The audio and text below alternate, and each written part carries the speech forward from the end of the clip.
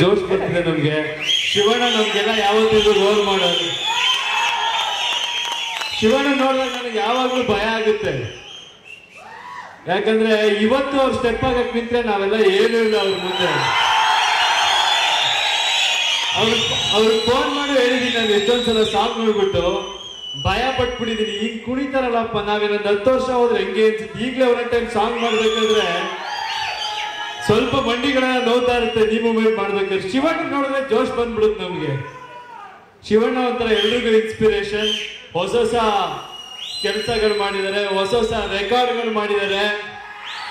ಇಂಡಸ್ಟ್ರಿಯಲ್ಲಿ ಬಜರಂಗಿ ಸಿನಿಮಾ ಈ ಹಿಂದೆ ಇರೋ ಎಲ್ಲಾ ರೆಕಾರ್ಡ್ಗಳನ್ನು ಬ್ರೇಕ್ ಮಾಡಿ ನಾವೆಲ್ಲ ಮತ್ತೆ ಆ ರೆಕಾರ್ಡ್ ಹತ್ರ ರೀಚ್ ಆಗೋದಕ್ಕೆ ಕಷ್ಟಪಡೋ ತರ ರೆಕಾರ್ಡ್ ಸೆಟ್ ಮಾಡ್ಲಿ ಅಂತ ಕೇಳ್ಕೊತೀನಿ. ಶಿವಣ್ಣ ಅಂದ್ರೆ ಎಲ್ರಿಗೂ ಪ್ರೀತಿ ಇಂಡಸ್ಟ್ರಿ. ಶಿವಣ್ಣ ಅಂದ್ರೆ ಎಲ್ರೂ ಸೇರ್ತಾರೆ. ನಾವೆಲ್ಲ ಒಂದೇ ಇಂಡಸ್ಟ್ರಿ.